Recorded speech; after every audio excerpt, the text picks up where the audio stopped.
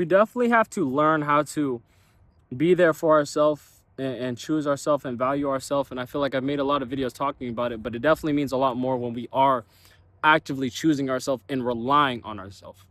And I think the biggest part of that is the reliance. It's the independence. And I think we definitely have to build stronger independence, not only within ourselves, but within our emotions. And I've made a lot of smaller videos and sometimes YouTube videos briefly, covering and kind of scratching the surface of having these emotions and understanding that you can detach and observe them. But I do feel like a lot of times we are kind of waiting for someone to save us. And I think this is this emotional dependence we have on other people, and it can make it so much harder to be there for ourselves. We are emotionally dependent sometimes, and that makes it so much harder to actually feel love, especially when we're relying on this love to kind of save us. Stop waiting for love to come save you. It's not a relationship that's going to fix you or heal you from whatever it is that you've dealt with. It's yourself. Everything that you have been able to get over is a message. This is a sign that you are capable of doing these things and healing. And I think a lot of times when we are so scared to heal by ourselves, we either distract ourselves or wait for someone to come save us. And that's not always the case. Sometimes you will meet people who do bring a certain side out of you, but I feel like a lot of times when we are relying on that, it's going to get so much harder to be independent. Now we're going to depend on other people to make us feel better or to rely on them, and I think a lot of times it's definitely what makes it so much harder to actually be independent. When you are relying on other people, when you are using other people, whether it is as distractions or searching for connections, and we're doing this so much, a lot of times we end up chasing so many people that we actually end up alone. You don't have enough time for yourself, you don't value yourself enough, and you lose your own perception of what you want and who you are. And I think when we've done this for so long, it only gets harder to feel better about ourselves, to feel better about our own connections and our own feelings, and we definitely need to take more time to understand that. That is a risk. That is something that we can't just wait for, or something that, over time will change. No, we have to decide that. And I've kind of covered it that, you have to break that cycle before it breaks you. And I think over time it might feel repetitive, or it might feel like it's just something that's never going to go away, when really we can decide that. The same way you can decide when you want to move on from someone, you can decide when you're done. You can decide when you're done living a certain way. And I think if we want to feel better about it, if we want to feel more confident in the type of person we want to be, who we are, and really what we are trying to engage ourselves with, it's going to be so much better when we are searching for ourselves. And I've kind of made videos on finding yourself and creating yourself. And this is definitely very important. Instead of waiting for love, you don't have to wait for anyone. You are dependent in this sense, and you can observe who you are and who you are trying to be. And I think a lot of people are so scared of looking at the mirror that they are searching for a connection. You're not actually looking for a reason to, find connection or to find value or have someone, specifically cherish you. It's more of not wanting to be alone.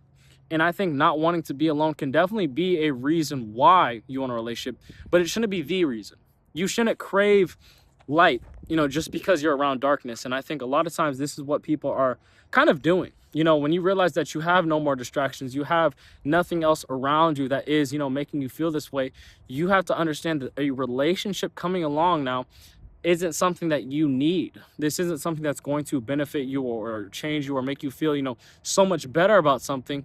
You are still that same person.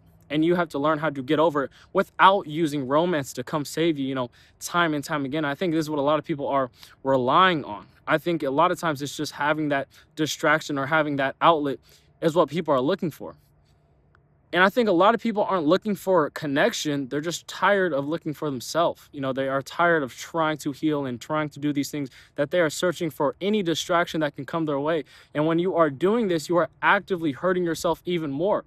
Instead of facing the problems or the issues that you still haven't healed from, you are searching for companionship only as a reason to feel better, only to use that external validation to heal yourself, when a lot of times it could be damaging for the other person. If you are too selfish to actually value this and actually try to heal yourself and become a better person before searching for a relationship and establishing a connection, it's going to make finding relationships so much harder. It's going to make connecting with people feel so much more of a chore, because you're not in it for the both of you. You're in it for yourself.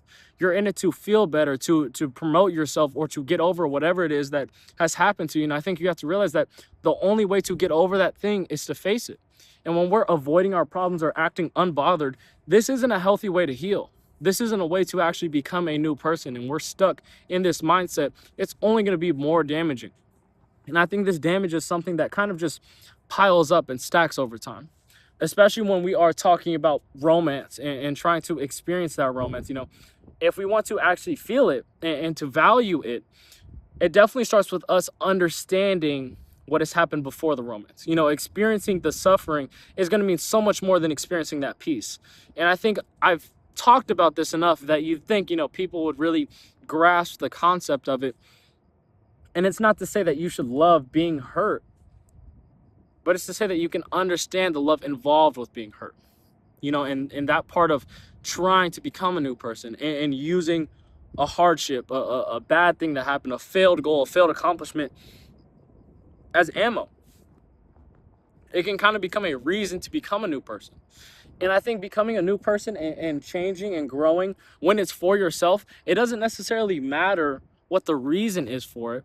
It just matters that you're doing it with a genuine and pure heart. And time again, we have to understand that it's never going to be our loss when we are moving that way. When we are moving so according to ourselves and to have newer and better relationships, that's never going to be something that's going to come back and hurt us or cause any problems for anyone.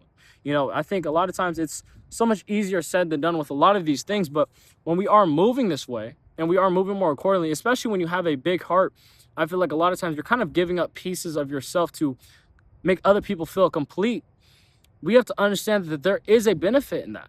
It's not something that we should go out of our way for. It's not something that we should keep hurting ourselves for, but it is something that we can understand is actively happening time and time again. And I think we have to understand that.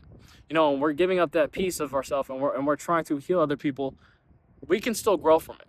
We can still become a new person and to find that level of connection and acceptance and all these things. And that really does matter.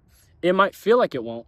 It might feel like, you know, none of those things will change or help you or promote whatever it is, you know, what feeling you've had. But when you are waiting for love to save you, I think it definitely means a lot more than that.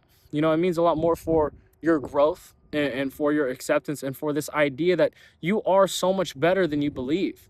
And I think as soon as you start to accept that and understand that, you know, you're capable, that you have these things going for you, and that anything that's happened in the past isn't a reason to stay there, you're able to understand that your future is something that you can experience whenever you decide to choose. You know, it means a lot to value yourself enough to understand this and to know that you don't need external validation, you don't need love, you know, you don't need romance to break out of this melancholic feeling.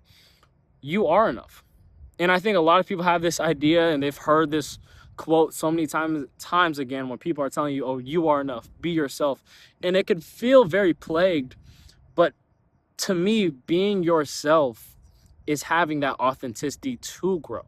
It's having that openness. It's having an open mind to understand whatever it is that happened doesn't limit you. It doesn't define you, but it's a reason to go forward. And I think a lot of times that going forward part is what we're scared of, and we're forgetting that that is the goal. Life is a bunch of lessons stacked up. It's not problems, it's lessons. You either win or grow. And I think we kind of have to adapt to this mindset to understand that we can take so much more gratitude from it and so much more acceptance, and be very grateful that we can have these connections and they can feel so much better than that. And when we want to feel better, when we want to feel connections and we want to have something that is deeper than that, to feel ourselves, to feel confident, we will do so much better time and time again. And these relationships are what we need. We need to feel better. We need to feel more confident. We have to understand that these things that we are experiencing aren't on accident. These are for a reason. And I think when you're looking for love, when you're looking for genuine and pure connections, being open to that is what makes it happen, is what makes it, you know, ready for other people to understand, to be there for you, to want to, you know, give you that level of love. And even when you are at that point, it's no longer something you're asking for, but it's something that people want to give you. Now, this isn't the reason that you have to do this. It's not to be nonchalant and say, oh, if I don't look at love, love will come my way. No, it's working on yourself enough to know that you don't need that love to feel okay again, to feel better, to feel more confident. And I think when you've worked on yourself enough and you've understood that you can be this person, you can be whoever you decide, that is when your love, when relationships, when connections, when your own self-discovery and development will blossom. And that means so much more than waiting for love to come save you, for waiting for someone to come along and to make you feel like someone or something that you haven't been able to experience. You are that thing. You are enough to become what it is that you are looking for.